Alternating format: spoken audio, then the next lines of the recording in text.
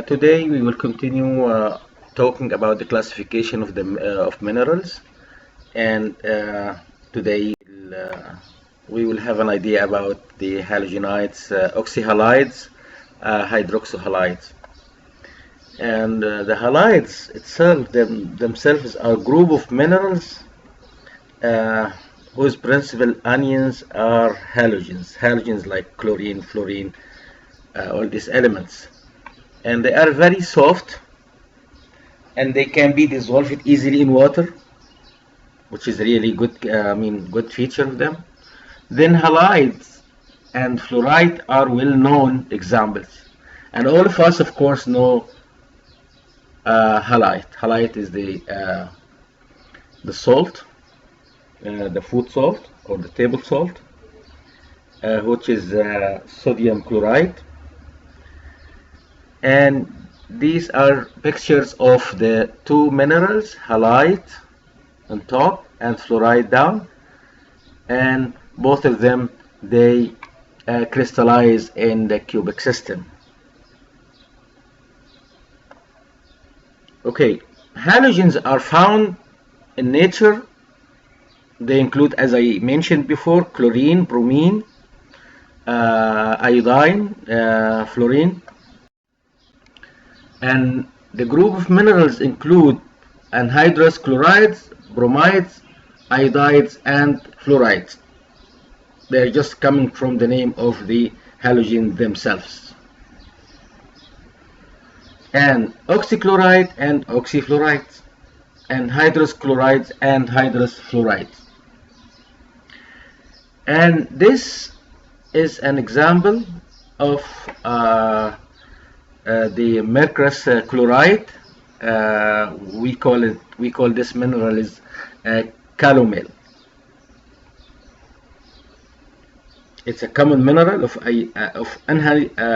anhydrous halides.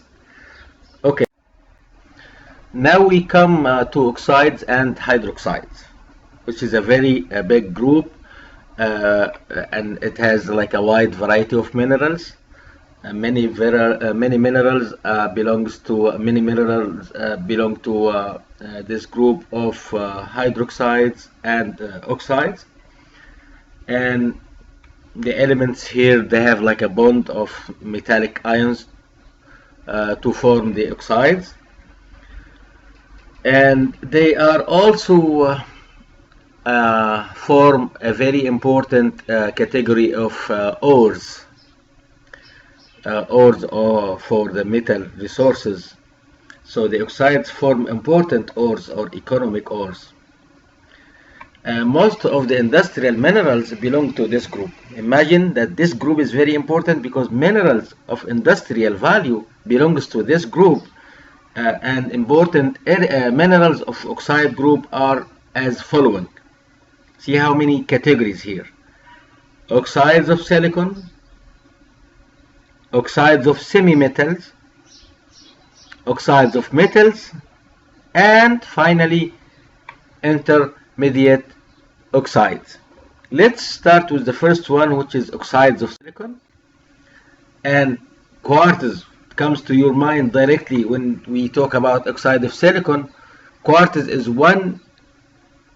the major mineral group in this area, and almost all rocks of Earth, they have an amount of quartz due to its abundance. So the major minerals of this group here are quartz minerals, which contain silicon dioxide in their composition. And here is a very nice picture of quartz, very nice crystallized quartz in hexagonal system. And tridymite, which is also a pure silica.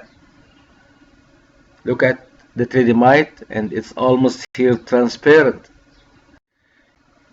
And opal, which is a gem, it's a gem mineral, and it contains hydrous silicate.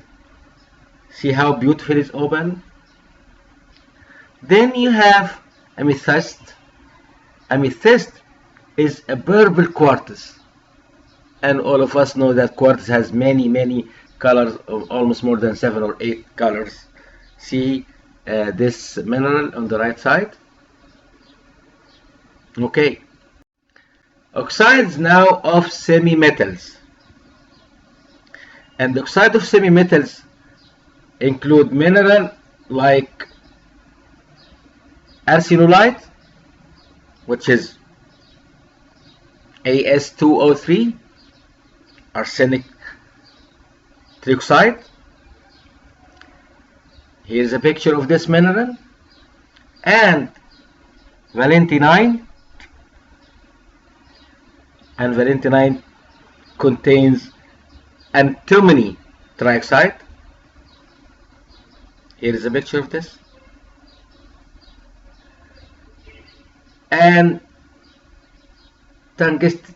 Tungstite, of course, the name is coming from tungsten, which is like a tungsten trioxide.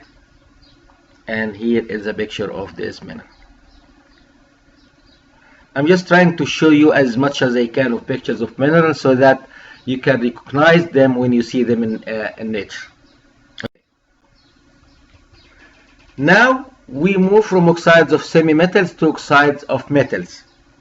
And in oxide of metals, the oxide mineral class include minerals in which oxide anions is bonded to one or more metals ions.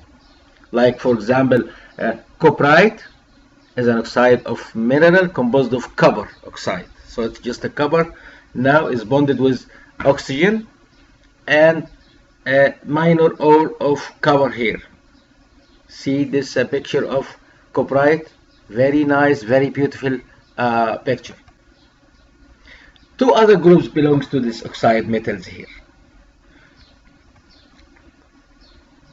Periclase group, which is a magnesium oxide, and hematite group, which is iron oxide. We will talk about each one of those separately. And these are pictures or general pictures of periclase and hematite. Oxides of metals, we will start with periclase group, and minerals of this group, one of them is called periclase itself, containing magnesium, and manganosite contains manganese protoxide, and zincite contains zinc oxide. And this is enough for this group. Let's now move to the other one, the hematite group, and see the very famous mineral of hematite is corundum, because some people just think about hematite group as only iron. No, hematite group includes aluminum oxides like corundum right here, and this is the color of the corundum.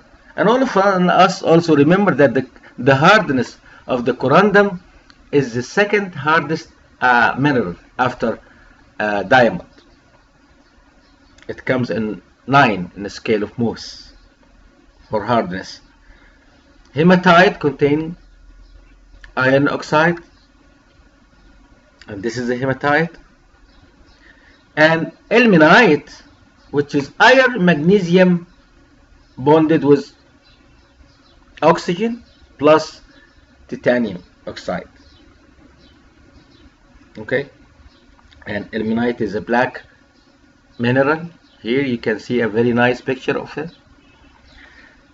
And for all this group, corundum is one of the dominant aluminum oxide. It is the second hardest, as I mentioned, hardest natural mineral known to science. Okay.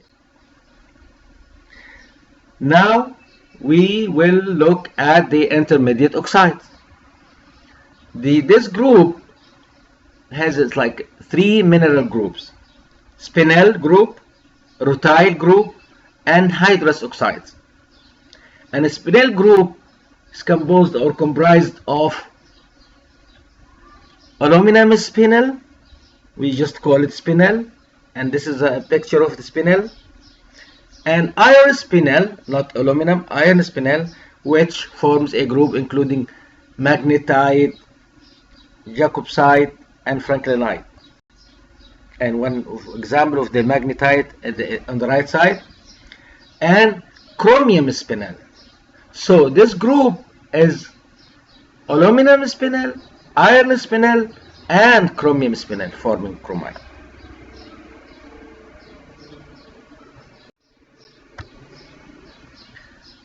And the second group here is rutile group, which is composed of like cassiterite, tin oxide, as you can see here, and rutile, which is like titanium, only titanium oxide. And final one is pyrolusite, which is a manganese dioxide, and this is a picture of it.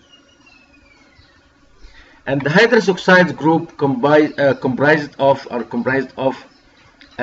limonite, bauxite, and gypsite.